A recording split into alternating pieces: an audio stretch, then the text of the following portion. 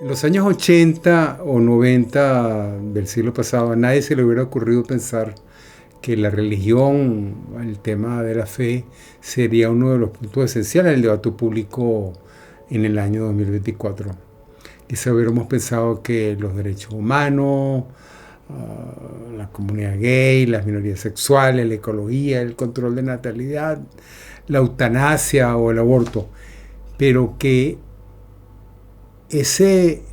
esa ola de desenfreno, esa especie de esa herencia del destape español de los años 60 de los Estados Unidos, desembocara en lo que hoy en día una cultura donde la fe colma la atención de la gente, sería absolutamente inimaginable. O sea, bienvenidos al programa de Ecos de 1886. Vamos a analizar algún tema relacionado, algunos temas, algunos puntos vinculados a este debate de política y religión. Cuando Cat Stevens, un músico rock pop de comienzo de los años 70, se convirtió al Islam y cambió su nombre por Yusuf Islam, le preguntaron por televisión, después de haber publicado el escritor Salman Rushdie su novela Los versos satánicos, ¿qué haría si Rushdie se acercara y le tocara el timbre de su casa? Él dijo: llamaría inmediatamente al Ayatollah Khomeini y le diría dónde vivo para que vinieran a buscarlo. Es decir, nadie recuerda o conoce este episodio, y para algunos de nosotros escuchamos muchas de sus canciones y que nos cansamos de escuchar en la radio el White World, Father and Son o Morning Has Broken. Es inconcebible el cambio que un rockero de los años 60 se haya transformado de esta manera a raíz de su conversión religiosa al Islam. Y este es un punto importante que tenemos que asociar a la política. Digo, si se ataca a la religión católica, cualquier mención, cualquier ataque, cualquier golpe, por más bajo que sea, es válido. Lo demás es absolutamente irrelevante. La izquierda española, por ejemplo, puede criticar los excesos del franquismo y los años de la guerra y la posguerra, pero apoya abiertamente, y uno de sus voceros, el expresidente de España, José Luis Zapatero, apoya abiertamente a Nicolás Maduro y se hace vocero de sus intereses políticos. O sea, ¿cómo compaginas tú una posición con la otra? En Holanda, la prostitución, las drogas suaves, la marihuana son ilícitas, pero cuando Ayaan Hirsi Ali, la escritora y activista somalí, llegó a Ámsterdam como refugiada y obtuvo posteriormente su nacionalidad holandesa y llegó al Congreso como miembro del Parlamento, cuestionó la mutilación femenina, una práctica terrible que se practica aún en muchos lugares del mundo musulmán y en sectores musulmanes en Inglaterra y en Europa mismo. Cuando criticó la mutilación genital femenina, no solamente le expulsaron del Parlamento, sino que le quitaron su nacionalidad. Tuvo que refugiarse en los Estados Unidos y se convirtió al cristianismo. Pero Europa prefirió cerrar los ojos antes de criticar por motivos políticos una posición moral, digamos, firmemente establecida en una convicción religiosa. Es decir, el derecho de los occidentales, el derecho que tenemos los occidentales a vivir de manera cristiana, de forma cristiana, con todo lo que implique, bien sea en política, con temas como el control de la natalidad, está siendo cuestionado por una sociedad laica radicalizada de inclinaciones ultraizquierdistas. Pero cuando la periodista Oriana Fallaci, por ejemplo, la italiana Oriana Fallaci, escribió, entre otras cosas, que a ella lo que le interesaba era defender su fe, a Dante Alighieri, a Shakespeare, o a Goethe, y no a Omar Khayyam o a la cultura del Islam, tuvo que vivir a raíz de esa declaración con protección policial. Es decir, hay una doble moral que las sociedades occidentales practican a la hora de tomar en cuenta las posiciones de la derecha europea, que tratan de burlarse de ella o menospreciarla o insultarla, diciendo que no es la derecha sino la ultraderecha. O sea, estas posiciones de la derecha europea, por ejemplo, el deseo de regularizar el tema migratorio. En el año 2016, por ejemplo, en plena crisis de refugiados por la guerra de Siria, ¿cuántos refugiados sirios recibieron Kuwait, Bahrein, Qatar, los Emiratos Árabes Unidos, Arabia Saudita y Omán? Ni uno solo. Pero se acusa al mismo tiempo, simultáneamente, a Europa por su pasado esclavista, o una historia terrible en Norteamérica que acabó con la guerra civil que logró derrotar a la esclavitud bajo el liderazgo de Lincoln. Es decir, nos callamos la boca cuando nos interesa por temas políticos, pero eso no significa que estamos haciendo uso de valores centrados en la fe. Cuando al mismo tiempo que la ultraizquierda acusa al viejo continente por su pasado, hasta por su identidad misma, pero se hace la vista gorda al tratar de recordar al genocidio armenio por manos del gobierno turco.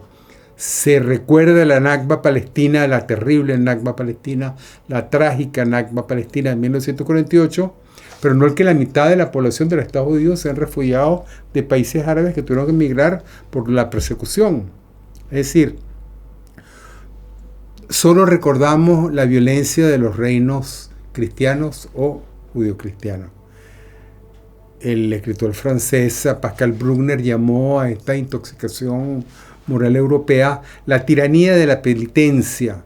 Se acusa a los partidos de derecha o de ultraderecha, como los califica despectivamente la ultraizquierda, y hasta la misma izquierda, pero no recuerdo, es incapaz de recordar o de hacer memoria de los problemas causados por los ataques terroristas en París del 2015, reivindicados por el Estado Islámico, o por el ataque a la estación de Atocha en Madrid, o en las Ramblas en Barcelona, o en tantas otras ciudades de España. Nos clavamos el cuchillo en el corazón como sociedad, acusándonos a nosotros mismos de pedófilos, de racistas, de intolerantes, pero en área de una convivencia pacífica cerramos los ojos a la hora de observar, criticar, examinar lo que ocurre en países y en poblaciones que se acercan a Europa con otras expectativas y con otras exigencias diferentes a la sociedad europea heredera de la Ilustración. El 31 de diciembre del año 2015 en Alemania, una multitud de casi 2.000 personas de hombres de ascendencia africana o del Medio Oriente asaltaron sexualmente a más de 1.200 mujeres cerca de la estación central del metro, al lado de la Catedral de Colonia. Pero el tema era tabú y sigue siendo tabú. Inclusive el escritor francés Kamel Daoud, uno de los grandes escritores de lengua francesa de origen argelino, fue acusado de racista e islamofóbico cuando mencionó en un artículo los ataques sexuales en Colonia. Europa es un continente con muchas tradiciones, al igual como le pasó a Heinrich Schliemann, el explorador, arqueólogo aficionado alemán que descubrió en territorios cerca de la desembocadura del Mar Negro la ciudad de Troya. Él se dio cuenta que no hubo una sola Troya, sino que existieron muchas Troyas, que fueron porque era un punto clave en el comercio marítimo de la época, y que descubrió que habían 10, 12, 15 Troyas. Había la Troya, la atacaron, la quemaron, la saquearon, la destruyeron, construyeron otra que luego fue saqueada y destruida. Es decir, hay muchas Troyas, no hay una sola Troya.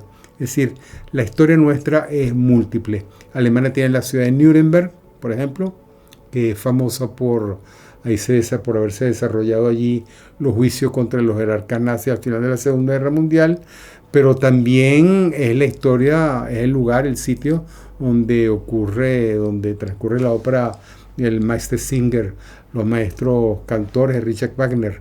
Ratisbona, una ciudad alemana, ha sido habitada desde la Edad de Piedra, uno de los asentamientos humanos más antiguos de la historia europea, pero también se le recuerda por el discurso polémico del Papa Benedicto XVI. Y así podemos hablar de casi todas las ciudades europeas: Roma, Córdoba, París o Atenas, Istambul o Jerusalén.